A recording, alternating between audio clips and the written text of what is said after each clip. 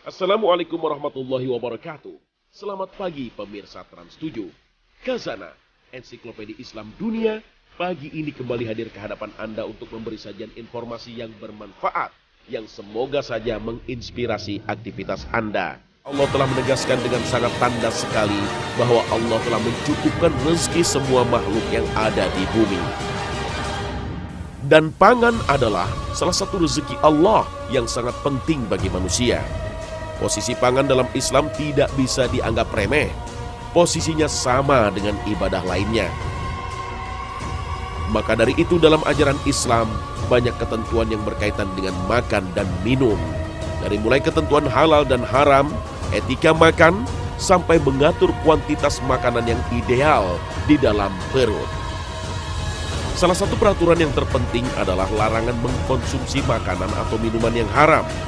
Mengkonsumsi yang haram atau yang belum diketahui kehalalannya akan berakibat serius, baik terhadap jasmani ataupun ruhani, baik di dunia maupun di akhirat kelak.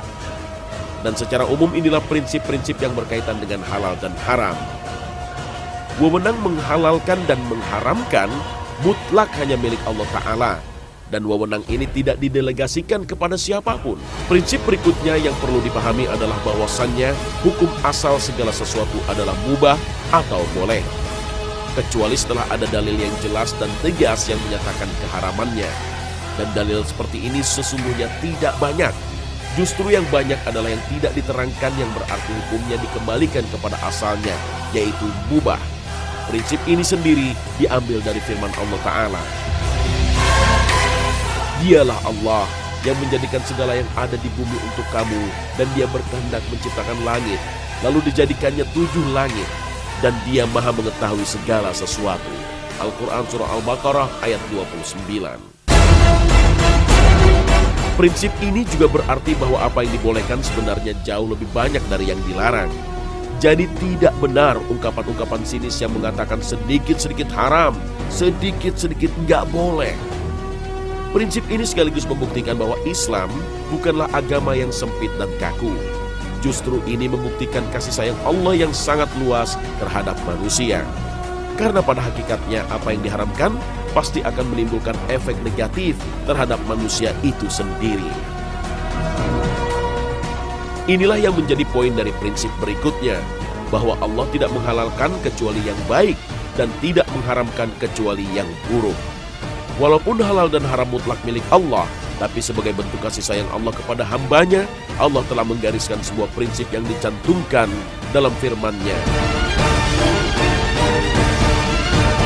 yaitu orang-orang yang mengikut Rasul, Nabi yang ummi, yang namanya mereka dapati tertulis di dalam Taurat dan Injil yang ada di sisi mereka, yang menyuruh mereka mengerjakan yang ma'ruf dan melarang mereka dari mengerjakan yang mungkar, dan menghalalkan bagi mereka segala yang baik dan mengharamkan bagi mereka segala yang buruk, dan membuang dari mereka beban-beban dan belenggu-belenggu yang ada pada mereka.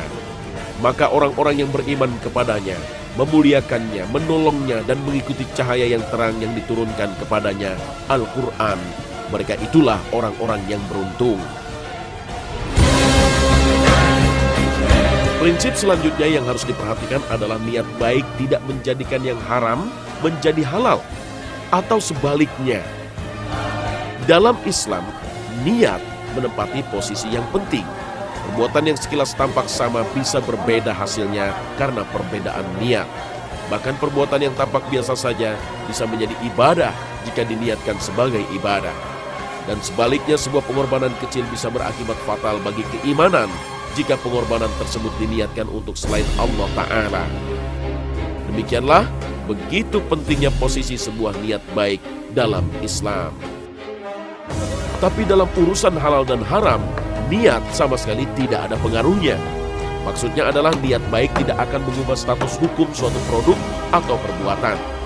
Haram tetap saja haram. Oleh sebab itu orang yang bersedekah, berhaji, bahkan membangun masjid tapi menggunakan harta yang haram, maka dosanya tidak akan tersucikan oleh niat baiknya tersebut.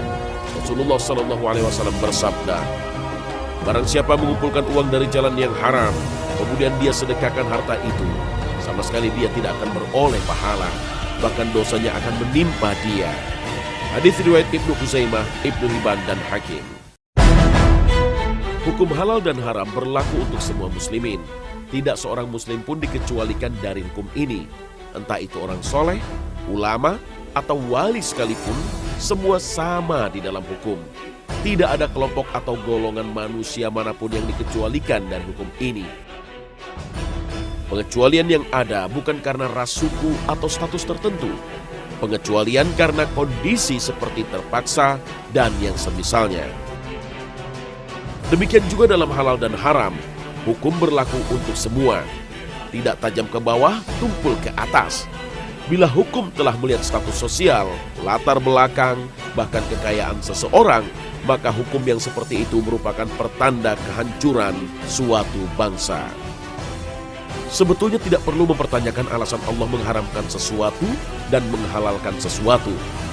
Allah Subhanahu wa Ta'ala berbuat apapun yang dikehendakinya, dan Dia Maha berkuasa atas apapun. Tetapi karena rahmat Allah kepada manusia, maka setiap perintah Allah dan larangannya pasti ada alasan dan hikmahnya.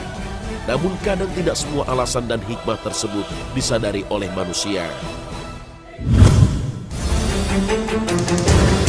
Sesungguhnya rezeki Allah yang halal teramat luas. Yang diharamkan hanya sedikit, itu pun sebetulnya demi kemaslahatan manusia.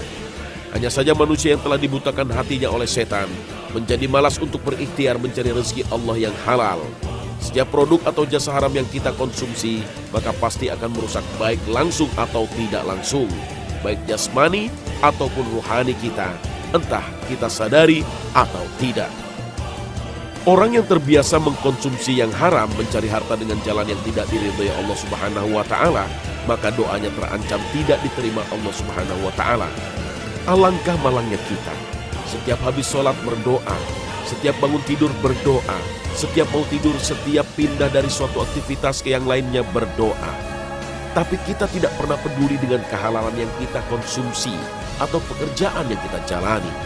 Dan Allah pun tak kunjung mendengar doa dan permintaan kita. Rasulullah SAW bersabda, seorang laki-laki melakukan perjalanan jauh, rambutnya kusut, mukanya berdebu, menengadahkan kedua tangannya ke langit dan berdoa, wahai Tuhanku, wahai Tuhanku. Padahal makanannya haram dan mulutnya disuapkan dengan yang haram.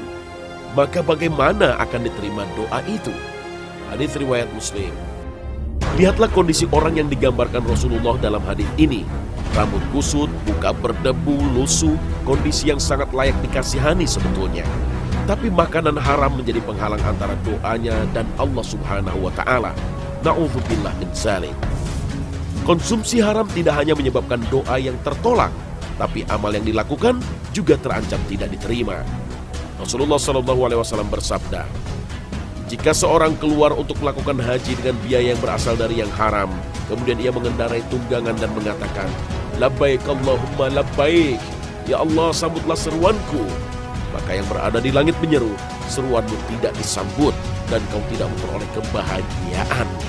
Bekalmu haram, kendaraanmu haram, dan hajimu mendatangkan dosa dan tidak diterima. Mengkonsumsi pangan yang haram atau yang didapatkan dengan jalan haram, maka sama saja dengan berinvestasi di neraka. Setiap pangan haram yang kita konsumsi akan tumbuh menjadi bagian dari tubuh kita. Dan setiap inci bagian tubuh kita yang dibentuk dari yang haram akan menjadi bagian yang kelak dibakar di neraka. Rasulullah SAW bersabda, setiap daging yang tumbuh dari sumber yang haram, api neraka lebih berhak baginya. Hadis riwayat Ahmad. Iman adalah mutiara yang paling berharga di hidup ini. Dengan imanlah kita akan selamat dunia akhirat. Iman dan keyakinan kita kepada Allah lah yang akan membantu kita menjawab pertanyaan malaikat di alam kubur nanti. Mengkonsumsi yang haram akan mengikis keimanan dan membuat kita tidak sensitif lagi terhadap larangan Allah Ta'ala. Mengkonsumsi yang haram juga akan menjadikan hati bebal, sehingga susah menerima kebenaran. Hati yang keras juga semakin jauh dari hidayah Allah. Tanda-tanda kekuasaan Allah lewat di depan matanya, tiada tergetar imannya. Dan sebaliknya, jika ingin melembutkan hati dan mudah dalam menerima kebenaran, sehingga hidayah Allah mudah masuk, maka makanlah yang halal. Inilah jawaban Imam Ahmad ketika beliau ditanya oleh seseorang, bagaimana caranya melembutkan hati? Beliau menjawab dengan makanan yang halal. Di samping akibat negatif bagi rohani kita, konsumsi pangan haram juga akan merusak jasmani kita. Apa yang diharamkan Allah mengandung bahaya yang dapat mendatangkan penyakit berbahaya dan merusak organ-organ penting manusia. Dan beberapa makanan haram tersebut secara tegas Allah sebutkan dalam surat Al-Maidah ayat 3. حرمت عليكم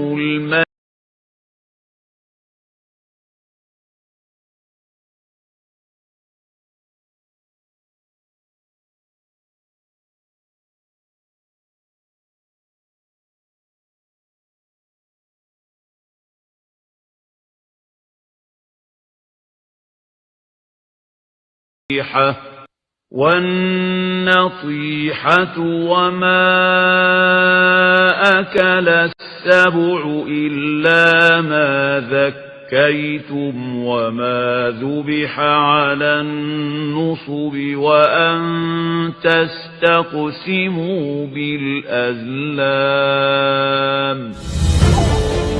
Bangkai, darah, daging babi, binatang yang mati tidak disembelih adalah beberapa pangan yang tidak halal dikonsumsi. Ayat ini turun sekitar 14 abad yang lalu. Sekarang berbagai penelitian mutakhir membuktikan berbahayanya bahan pangan itu apabila dikonsumsi. Demikian juga dengan daging babi. Dalam Al-Quran, babi dihukumi sebagai najis dan haram dimakan. Ajaran ini sebetulnya bukan hanya monopoli Islam. Keharaman dengan daging babi juga kita dapatkan dalam ajaran Yahudi dan gereja Advent. Allah tiada mengharamkan sesuatu yang melainkan karena bahaya yang terdapat di dalamnya. Dan daging babi adalah salah satu pangan yang paling banyak mendatangkan masalah kesehatan bagi umat manusia. Dr. Murad Hoffman, Daniel S. Sapiro MD dari Klinik Laboratorium Mikrobiologi Boston Medical Center Amerika menyatakan terdapat lebih dari 25 penyakit yang bisa dijangkiti dari babi. Pangan haram lainnya yang disebut dalam Al-Quran adalah khamr atau miras. Gejala langsung dari konsumsi miras atau yang kita kenal sekarang dengan alkohol adalah mabuk atau turunnya kesadaran. Turunnya kesadaran dapat menjadi pemicu perbuatan kriminal dan permusuhan. Kebanyakan pelaku kriminal menggunakan alkohol sebelum melakukan tindak kekerasan. Dan beberapa tindak kekerasan dalam rumah tangga dipengaruhi oleh konsumsi alkohol. Penurunan kesadaran ini juga dapat berakibat pada kematian. Sebagaimana beberapa kasus miras oplosan yang terjadi di beberapa wilayah Indonesia yang banyak merenggut korban jiwa. Selain kematian, efek jangka pendek alkohol menyebabkan hilangnya produktivitas kerja. Di samping efek itu, mengkonsumsi alkohol dalam jangka panjang dapat menyebabkan tekanan darah tinggi, kerusakan jantung, stroke, kerusakan hati, kanker, saluran pencernaan, gangguan pencernaan, impotensi, dan berkurangnya kesuburan. Meningkatnya risiko terkena kanker payudara dan insomnia atau sulit tidur. Kondisi alkohol juga berakibat pada kerusakan otak dengan perubahan kepribadian dan suasana perasaan menjadi sulit dalam mengingat dan berkonsentrasi. Alkohol juga berdampak terhadap hubungan sesama, finansial, pekerjaan, dan juga menimbulkan masalah hukum. Maha benar Allah dengan segala firman-Nya. Sesungguhnya setan itu bermaksud hendak menimbulkan permusuhan dan kebencian di antara kamu lantaran meminum khamar dan berjudi itu dan menghalangi kamu dari mengingat Allah dan sembahyang. Maka berhentilah kamu dari mengerjakan pekerjaan itu.